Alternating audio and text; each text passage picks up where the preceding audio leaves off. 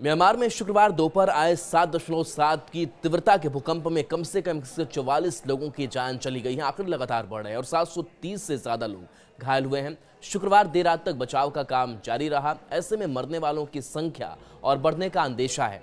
भूकंप ने म्यांमार के पड़ोसी देश थाईलैंड में भी भारी तबाही मचाई है।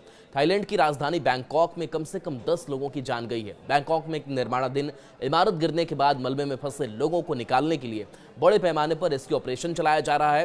बैंकॉक में बचाव का काम तेजी से चल रहा है, लेकिन म्यांमार में गृह युद्ध की वजह से राहत पहुंचाने में मुश्किल आ रही है। म्यांमार ने इस संकट से निपटने के लिए अंतर्राष्ट्रीय समुदाय से मदद की अपील की है।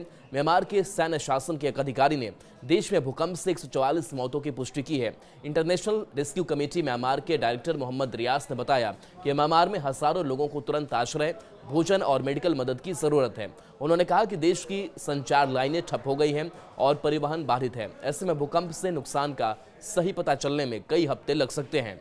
म्यांमार के मांडले में कई ऐतिहासिक इमारतों को नुकसान पहुंचा है। म्यांमार के मांडले में भूकंप ने शहर के सबसे बड़े मठों को नुकसान पहुंचाया है।